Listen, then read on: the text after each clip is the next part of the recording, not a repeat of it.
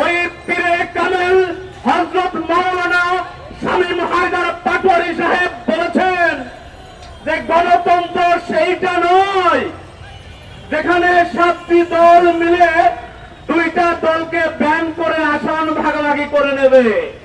আমি ওই পীরে কামেল হযরত মাওলানা শামীম হায়দার পাটোয়ারীকে বলতে চাই, তাহলে গণতন্ত্র কি সেইটা যে এই 2টি দল মিলে বাংলাদেশের সমস্ত রাজনৈতিক দলকে মাইনাস করে 17 বছর ক্ষমতায় থাকবেন? সেটা না। গণতন্ত্র কি সেইটা এই দেশের হাজার হাজার মানুষকে ওই আয়নাঘরে বন্দী করে রাখবেন, খুন করবেন, খুন করবেন, রাহাজানি করবেন, দেশের টাকা লুট করবেন? সেইটা তো গণতন্ত্র হইতে পারে না।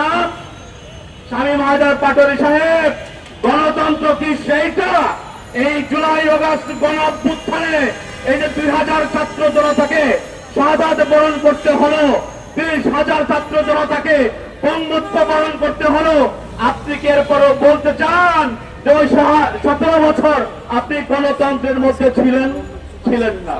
সুতরাং এখন পীরে কামেল সাধু সাজার প্রয়োজন নাই।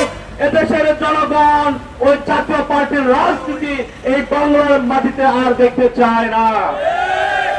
অত্যন্ত দুঃখ ভারাক্রান্ত হৃদয় নিয়ে বলতে হচ্ছে, আজকে আমরা এখানে দাঁড়িয়েছি এই জুলাই আগস্ট গণ অভ্যুত্থানে যে বিপিনুল হক নূর এবং তার কর্মীদের নেতৃত্ব না দিলে 17 বছরের ফ্যাসিজম বিদায় হতো না।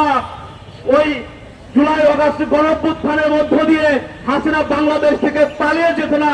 আজকে অত্যন্ত দুঃখ ভারাক্রান্ত হৃদয় নিয়ে আমাদের সেই নেতা বিপিনুল হক নূরের উপরে যে হত্যার চেষ্টা চালানো হয়েছে, তার কারণে আজকে আমাদের এখানে দাঁড়ায় আন্দোলন করতে হয়, বিক্ষোভ মিছিল সংগ্রাম করতে হয়।